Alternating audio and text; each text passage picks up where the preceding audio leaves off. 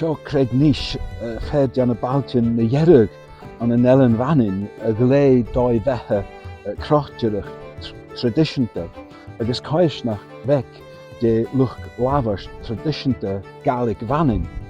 Van ned madro nech bruin tradiseanta na dheireadh na canan a cuideachd an seo as dé a ghriach lecha lé. It na dreachan agus an bliana 19 trífichit ceithidíag. Ba an baile cuideachd na gachaigh de ned bharrachd nech labharst dúchasach a scríb leorichan an Gàidhlig Mhanainn.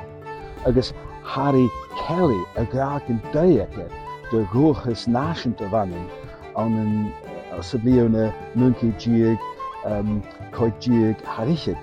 An bhí déanamh sin leis a bhaile fat a bhí na tascaigh ingantach a bhlar a mui mar a haigh an dú.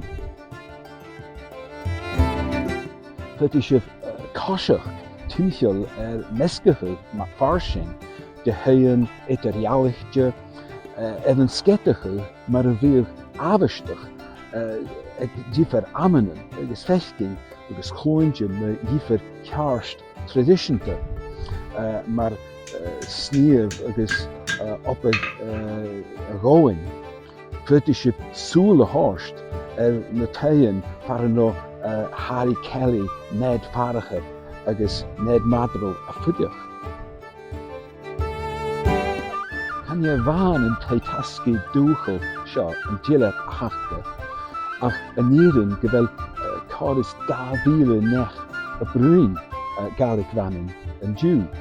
Cáras 10 an glór agus go bhfuil bunscoil Gàidhlig Mhanainn a bharrachd gur coileachn a bhfuil muindir veice.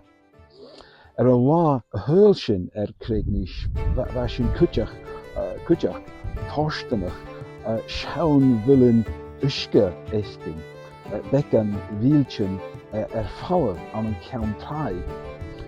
Lá nach is dé sin cai sin de bhéin agus rá laxaí a scoineal hain.